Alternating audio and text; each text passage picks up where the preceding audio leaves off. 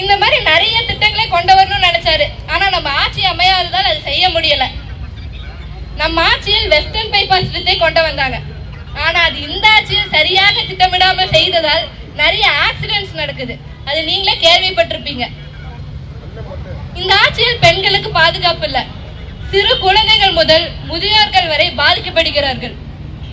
நம்ம அம்மாவின் ஆட்சியும் புரட்சி தமிழர் எடப்பாடியார் ஆட்சியிலும் பெண்களுக்கு பாதுகாப்பு இருந்தது, சட்ட ஒழுங்கு சரியாக இருந்தது. ஆனா இப்ப அப்படி இருக்கா? மீண்டும் பெண்களுக்கு பாதுகாப்பு கிடைக்க, சட்ட ஒழுங்கு சரியாக இருக்க இரட்டை சின்னத்தில் வாக்களியுங்கள்.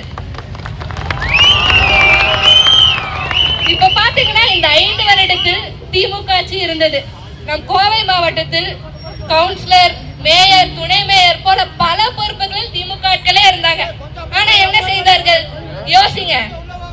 இந்த வார்டுல கூட ரோடு போடுறதோ, குப்பைகள் அள்ளுறதோ, அந்த மாதிரி சின்ன சின்ன வேலைகளை கூட அவங்க சரியா செய்யல.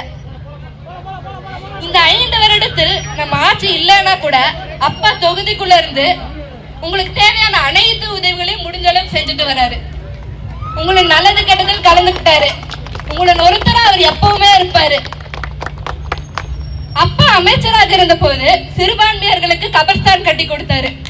அவர்களுக்கு தேவையான அனைத்து உதவிகளையும் முடிஞ்சளவு செஞ்சுட்டு வராரு. என் குடும்பம் ட்ரஸ்டான நல்லறம் ட்ரஸ்டில் என் பெரியப்பா எஸ்பி அன்பரசன் அவர்களும் அப்பாவும் சேர்ந்து நிறைய உதவிகளை செஞ்சுட்டு வராங்க. அதில் இப்ப பாத்தீங்கன்னா நம் பேரூர் படித்துறையில் தர்ப்பண மண்டபம் கட்டி கொடுத்தாங்க. ஆனா அதை கூட இந்த அரசு சரியா மெயின்டைன் பண்றது இல்ல.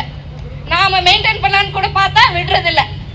மீண்டும் நம் ஆட்சியை அமைத்து அது சரியாக செயல்படுத்துவோம்.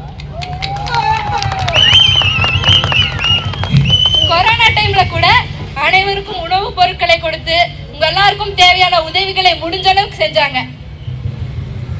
நம் புரட்சி தமிழர் எடப்பாடியார் அவர்கள் அறிவித்த அனைத்து திட்டங்களையும் நம் ஆட்சி வந்தவுடன் அதை நிறைவேற்றி கொடுப்பார்.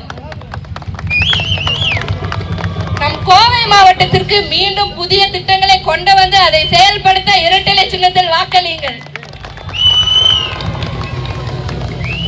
போன சட்டமன்ற தேர்தலில் 10க்கு 10 ஜெயிச்ச மாதிரி இந்த முறையும் அவினாசி தொகுதியை சேர்த்து 11 ஜெயிச்சு மீண்டும் நம் கோவை மாவட்டத்தை அதிமுகவின் கோட்டை என்று சொல்ல வைப்போம். செய்வீர்களா? உங்கள் வெற்றி வேட்பாளர் எஸ்பி வேலுமணி அவர்களுக்கு இரட்டை சின்னத்தில் வாக்களியுங்கள். நன்றி.